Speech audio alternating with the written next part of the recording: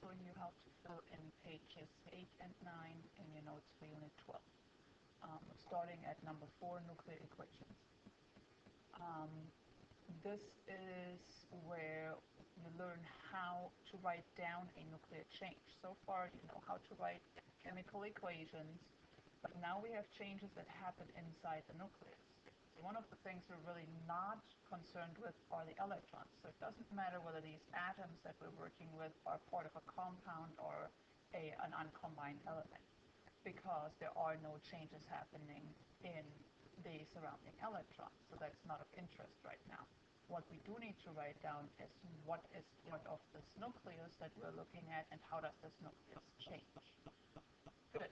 So we will need to write mass numbers and atomic numbers. We will also use table N. So please open up to that, and you will find that gold 198 is the first radioisotope that is listed in table N. You see with the columns that you have the nuclide given, you have the half-life given, which we'll get to later, you have the decay mode given, and the name. So you'll know you're working with gold 198, and you can look up the nuclide, which you already have printed. Now, in order to find the atomic number, you have to work with the element symbol. So AU identifies the element as gold, and if you look that up, either in the periodic table or in table S, every atom of gold has 79 protons, as that is the atomic number. Now the 198, on the other hand, is the mass number, which gives us protons and neutrons together. So this is our starting nuclide. Good.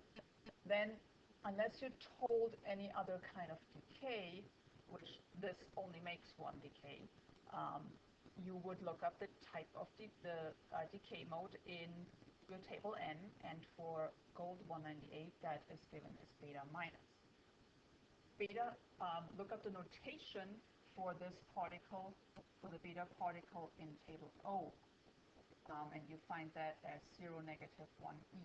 Now the fact that this is a beta decay tells you we only have one reactant, the gold nuclide, and the products are this beta particle plus whatever is left over.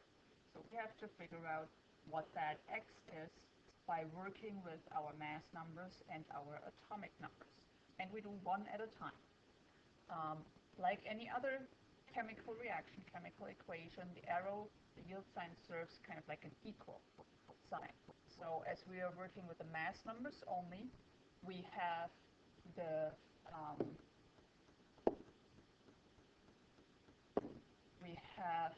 198 on the reactant side, and on the product side we have our unknown number for X and 0 for E. So you get this set up for calculating the mass number for X, and obviously X will come out to be 198.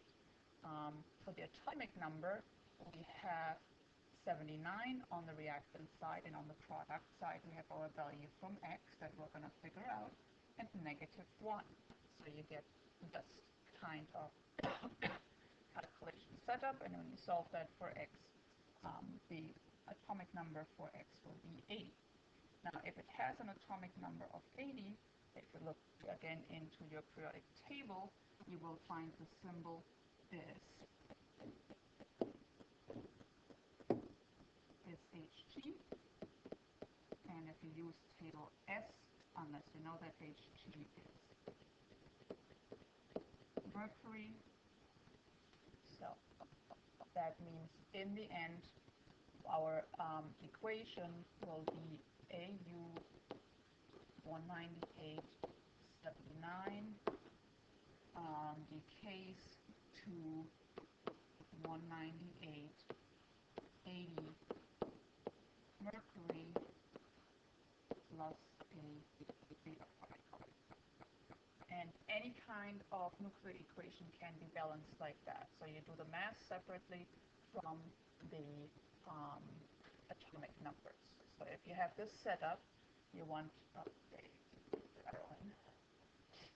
you have the X that you need to solve for, and we have a mass of 254, and then equals 250 plus whatever x has, so that would be 4. And then on the bottom end, our atomic number is 99 on the reactant side, and on the product side we have 97 plus x, so x will come out to be 2, and that means that the x would have to have a mass of 4 and an atomic number of 2, and if you look up the element symbol for that, it's He. So you get ES 254, 99, and then 250, 97, K plus 4 He. Just a very short thing, decay means you only have one reactant, but you could have situations where you have two reactants. In this case, the blank implies you only have one product. And number 16. So you have 3 neutrons being produced. That means you need to take the mass by 3. You need to take the atomic number by 3.